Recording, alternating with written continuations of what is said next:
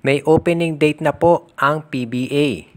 Ayon dito sa mga lumalabas na reports, sa October 15 sa Smart Araneta Coliseum 4:30 PM gaganapin ang opening ng PBA.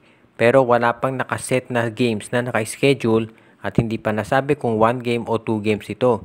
Usually 1 game lang yan pag opening ng bagong season dahil magkakaroon ng seremonyas doon sa una.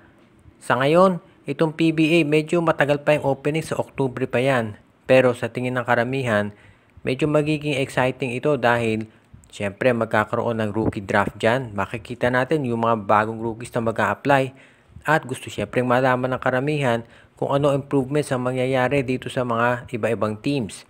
Sa ngayon syempre ang alam ng karamihan at ang paniwala, palagi namang San Miguel, Ginebra at TNT maglalaban sa Corona dyan. Pero tignan natin dito sa darating na draft kung kukunin talaga ng Terra Firma at Blackwater at i-retain yung makukuha nila. Kung sino man yan, kung si Justin Baltasar, Cedric Fairfield o baka ibang players. Pagdating naman dito sa opening natin, dyan yata gaganapin yung awarding ceremonies para doon sa mga nanalo ng awards nung last season natin. At dito rin natin ma-establish ng mabuti kung sino yung mga imports nila na makukuha. At ngayon, pag nag-open ang PBA, syempre, tandaan natin, 2 conference lang ang season na ito. Itong Commissioner's Cup at ang susunod dyan ay yung Philippine Cup. Wala pong Governor's Cup ngayon dahil bibigyan daan nila syempre itong Gilas Pilipinas. Dahil mukhang all out ang gustong ibigay na suporta dito ni PBA Commissioner Willie Marcial at pati na ng Board of Governors.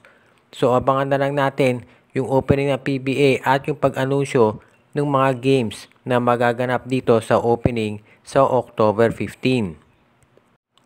Kung sakaling hindi maging available ito si Chris Macaulay, pwede kayang makuha ng San Miguel Beer itong si Terrence Jones.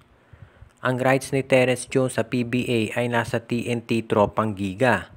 Kaya medyo mahihirapan ng San Miguel kung gusto nilang makuha yan. Pero tandaan natin, itong si Cameron Clark, yung huling import ng San Miguel Beer, ang rights niya nasa NLEX at pinakawalan din ng Road Warriors at napunta sa SMB. So, yung pag-deal o yung mga transaction ng SMC at MVP Group, posible naman yan, depende sa magiging usapan. Sa ngayon, itong si Terrence Jones ay naglalaro sa Puerto Rico at pumirma siya ng kontrata. Pero kung gusto ng San Miguel Beer talagang makuha serbisyo niyan, pwede nilang i-buy out yung contract niya. Tutal sa Oktubre pa naman gaganapin ang PBA Commissioner's Cup. Pasok naman sa height limit itong si Jones. At kung talento lang ang pag-uusapan, tandaan natin ito ay naging best import nung naglaro siya dito kahit natalo sa finals ang TNT kontra dito sa San Miguel Beer. Yung style naman lang laro ni Jones, all around yan, pwede sa points, rebounds at assists. At madali naman siya mag-fit siguro dito sa San Miguel Beer dahil marami namang scorers dyan, marami siyang pwedeng pasahan. At alam natin ito si Terrence Jones, NBA player yan dati sa Houston Rockets at nagpapakitang gilas pa rin. So ang tanong na lamang ay kung hindi magiging available si Chris Macaulay dahil sinabi ni Coach Gallant, ito talagang si Macaulay ang first choice nila, pero kung hindi siya available, pwede nilang tignan itong si Terrence Jones at baka yan ay maging fit na import para sa San Miguel Beer. Ang magiging question na lang dyan ay kung pakakawalan yan ng TNT Tropang Giga dahil syempre yung rights yan ay nasa kanila. Nakadepende rin yan syempre sa TNT kung sino ang magiging import nila dito sa darating na PBA Commissioner's Cup na magbubukas sa October. Kung sakaling itong si Cedric Fairfield ay hindi magpapadraft, pati na itong si Justin Baltasar, baka hindi nakunin ng Barangay Ginebra yung number 1 pick ng Terra Firma, maski na yung draft pick ng Northport. Kasi kung ganyan din lang, parang mas makabubuti pa kung ang kunin na lang ng Ginebra ay yung rights dito kay Jordan Hedding na nasa Terra Firma ngayon. 2019 pa na draft ito si Hedding pero naglalaro ito sa abroad at sa iba't ibang liga. Pero kung talagang desidido Barangay Ginebra na makakuha ng point guard na pwedeng pumalit dito kay LA Tenorio at Stanley Pringle, pwedeng-pwede na itong si Jordan Hedding. Depende na lang yan sa magiging takbo ng negosasyon pagdating sa presyo nito at syempre ito sa kanyang kontrata.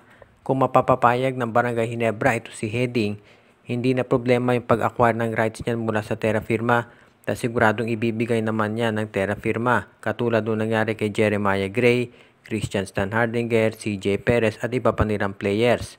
Sa ngayon, itong Barangay Ginebra ay busy sa pagtingin dito sa mga potential draftees at yan ang dahilan kung bakit hindi pa sila kumikilos para makuha yung number 1 pick ng Terra Firma o di kaya yung ibang picks ng Northport dahil hindi pa naman siguradong Ginebra maski na ang SMB kung sino ang magpapadraft.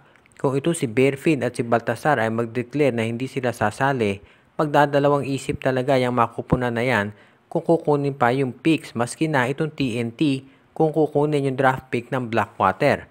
Dahil syempre nga naman, ang gusto mong kuning rookie ay yung medyo tested na kumbaga at alam mo na makapag-contribute ka agad dahil alam natin yung tatlong teams na yan, San Miguel, Ginebra at TNT ay gusto na manalo agad ng kampyonato at hindi na mag-develop ng mga players. Kaya abangan natin ang paglipat ni Heading sa Ginebra.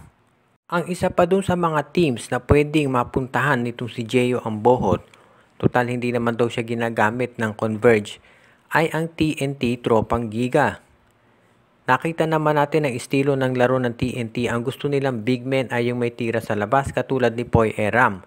At ano nga ba ang laro nito si Gio Ambohot? Isang 6'7 na stretch 4 parang si Poy Eram at sabi nga nung iba, mas accurate pa yung 3-point shooting ni Ambohot kaysa kay Poy Eram.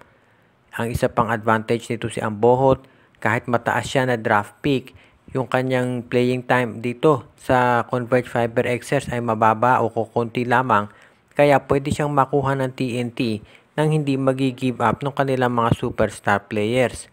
Ang tanong na lamang ay kung sino pwede nilang ibigay na pag-iinteresan ni Coach Aldin Ayo at babagay doon sa kanyang playing style na gusto. Big man kaya ang kunin ni Coach Ayo o baka wingman? Hindi natin masasabi, depende yan sa magiging takbo ng negosasyon. Pero ang maliwanag dito kung itong si Gio Ambohot mapunta sa TNT, malamang magkaroon siya doon ng playing time dahil yung style ng laro niya ay pwede roon. For example, pwede siyang gawing stretch 4 o di kaya backup center kung kinakailangan. At alam natin na itong 3-point shooting ni Ambohot ay magiging instrumental yan para kay Coach Jojo Lastimosa dahil kapag ang kalaban mo Ginebra na may Standhardinger at merong Fajardo yung San Miguel Beer, ang gusto mo yung big men mo nakatitira sa labas para yung mga big men naman ng kalaban ay mapilitang lumabas at bantayan sila at kapag yan ay nangyari, makadadrive na dun sa basket si Mikey Williams, si Jason Castro at yung iba pa nilang mga players. Kaya tignan natin dahil syempre ito namang Converge hindi yan papalugi sa trade kahit na hindi masyadong nagagamit itong si Ambohot. Kaya tignan natin kung ano magiging negosasyon nila. Shout out kay Jen Palma, Tiffany Constantino, Jonathan Iloso, Scout Ranger, Alexis Teterala, Noel Corpus, Princess Yumi Corpus, Girly Baduria, John Mark Cantos, Donel Santiago, Toto Mamon, Rosemary Ginelo, Gabriel at Margo, Jason Mendoza, Enju, Dexter Domer, Edwin Carmona Jr., si Judy, Edwina, Shaina, Carl Jaira at Jonah Villarosa, Brian Andres, Ireneo Salangsang, Carlito Bolima, Oji, Len Gio at G.S. Santillana at Tagle Family, John Patrick Abrea, Myron Almosa at Balyete Family, Joseph Pineda, Anthony Alon, RG Bueno at Darina Family, Ariel, Kimi Ruth, Angelica Arlu at Luvel Daso, Rico Olarte, JJ Sibum, John Ray at Jordan D. Malanta at Sid Maria, Michael D., Andrew Anyosa, JJ Sibum, Admond De Guzman, Reden, Elena, Laila at Bonbon Lansang, Kagawad Katsakino Dukusin, Adrian Karingal at Marshall Family, kabilang si Ate Marie, Nicole, Jasmine, Ian, Jack, Chantel, Baby Hana, Baby Jeff Hardy, Ate Chuchay, Bunog at Mayumi, Enrico at Presi Angsioko at si Jonel Aragon at ang Celino Valles Family.